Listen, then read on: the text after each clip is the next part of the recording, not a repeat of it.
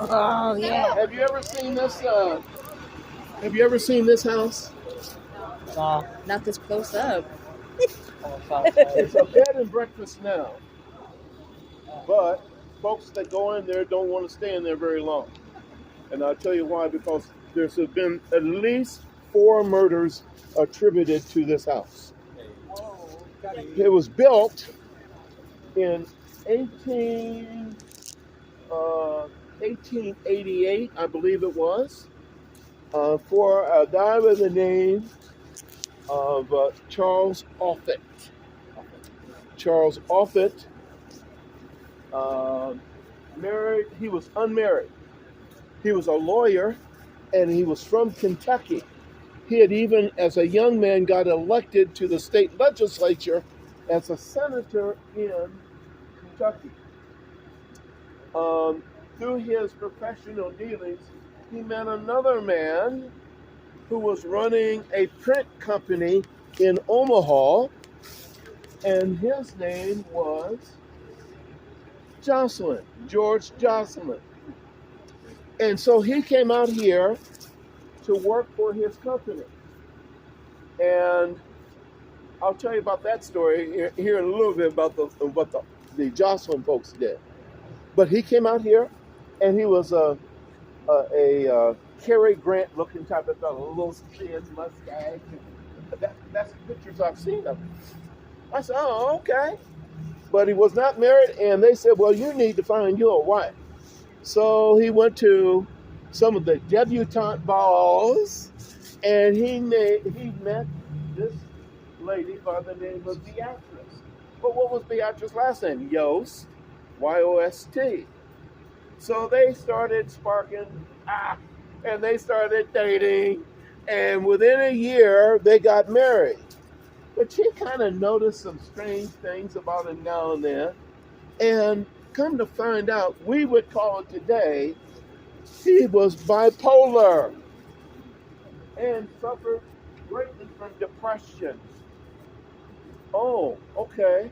Well, the rest of the folks of the city said, well, you know, they're all rich. They don't have problems. They don't have issues because they're rich.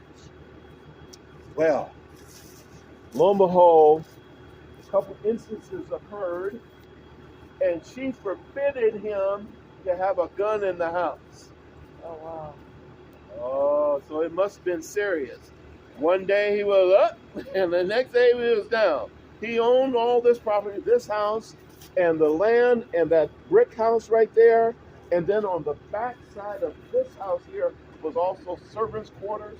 They also had for the horses and buggies, etc., behind it.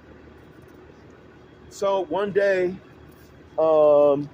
he snuck a gun into the house, went upstairs to that top window up there, took out the gun, and blew his brains out. Oh god. She was downstairs in the study, the library, which is downstairs here. She runs up the stairs.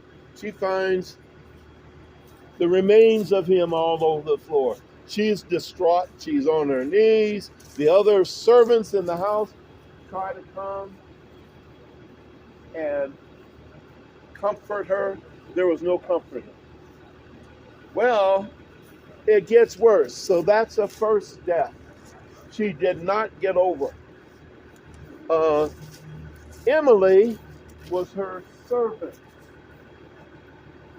And Emily loved her and cared for her, especially after he died.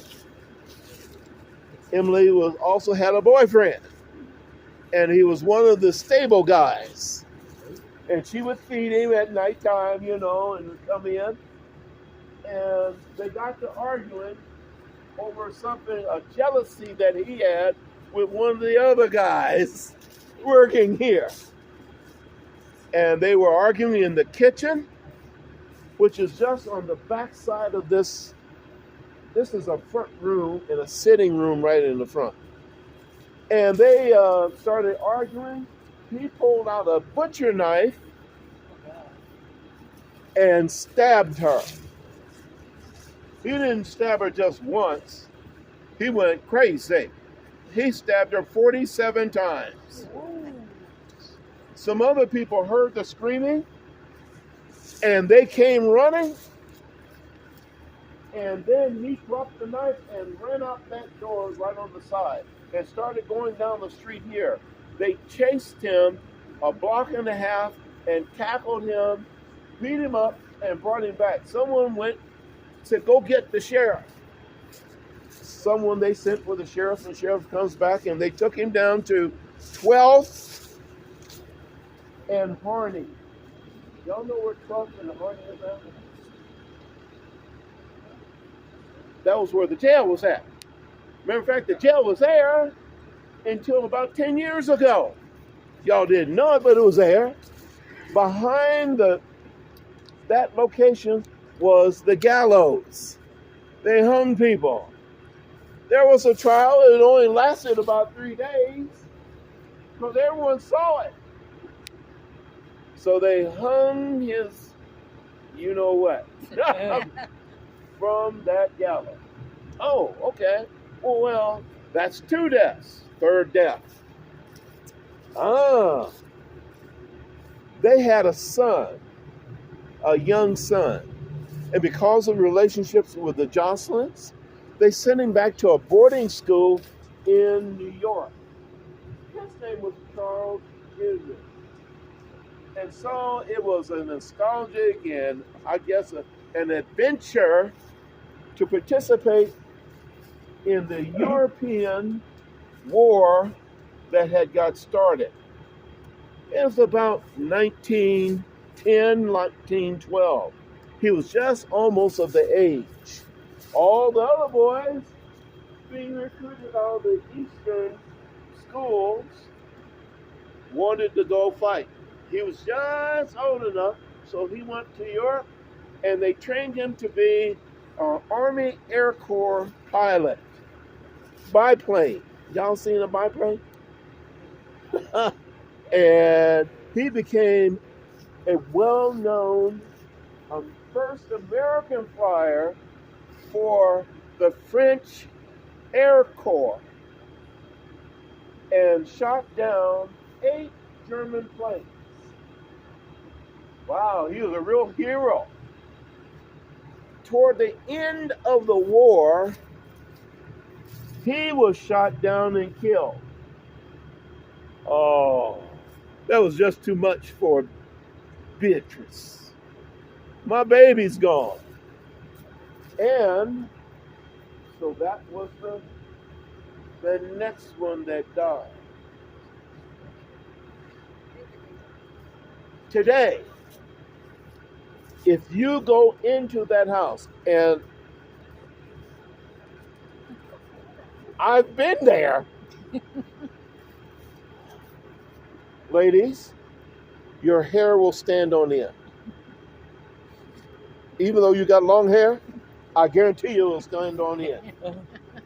Because, and you won't know why, because all of a sudden in the kitchen on the backside, you'll hear something and dishes will fly off the decorated table in the kitchen.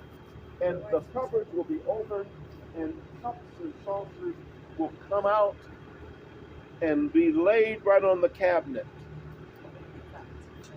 That's why this has been sold 5 times in the last 10 years. You can't go in there and sleep at night and stay there at night or any other time. Oh, did I tell you that you'll meet her? She'll come to this front door right here in the turn of the century clothing, and you'll hear organ music. Well, wait a minute. There's not an organ inside there. Where did that come from? Originally from the Jocelyn's. The first Omaha Community Playhouse was actually at the Jocelyn Museum, originally called the Lyndhurst Estate. Lynhirst. The Lyndhurst, and they would have concerts in which they piped the music from Jocelyn, Lyndhurst, to their house. Oh, did I tell you? 20 years ago, they took the organ out.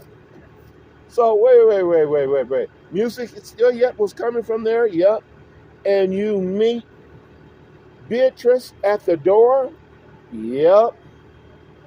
1 second you'll see her, she'll look just like you, or just like you. And you will think, oh, she's greeting us. You'll turn for a second and she's gone just that fast. Here's the big one. Charles Jr. has been seen on days just like this, walking up the sidewalk. He has World War II boots on that lace and tie. It's a brown leather coat with a white scarf that he wears. And he comes up here because he loves this house, the only house he really actually ever knew. Oh, by the way, Charles Jr. was named after the Omaha airfield that then became Offutt Airfield, that then became Strategic Air Command. In their museum there, he's been sighted being seen looking at the artifacts of him in that museum. That's crazy. But I told you I'm from another world. And I remember it all. So, Charles Jr., here's the final piece. You see these houses right here? 1913, there was a tornado that hit. This was a very sophisticated neighborhood.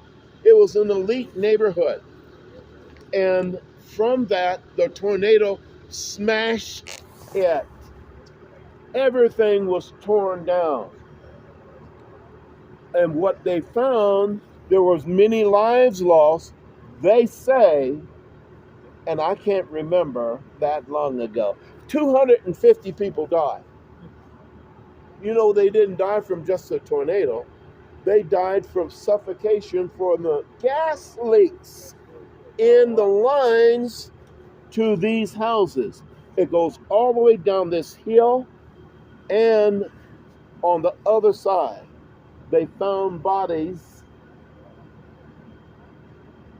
So this area, this corner, is the most haunted location in the city because of that. No one lives there. They're trying to sell it though. And the archdiocese had bought it for a short period of time, and they said, this is not a good investment. Gotta go. So they put it back on sale, it must have been about 2 years ago. And someone, you cannot. I don't think you want to.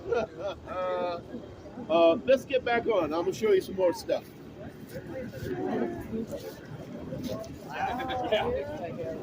Yeah, you're all Can we good. walk up to the door? Yeah, you can walk in. Look. Oh.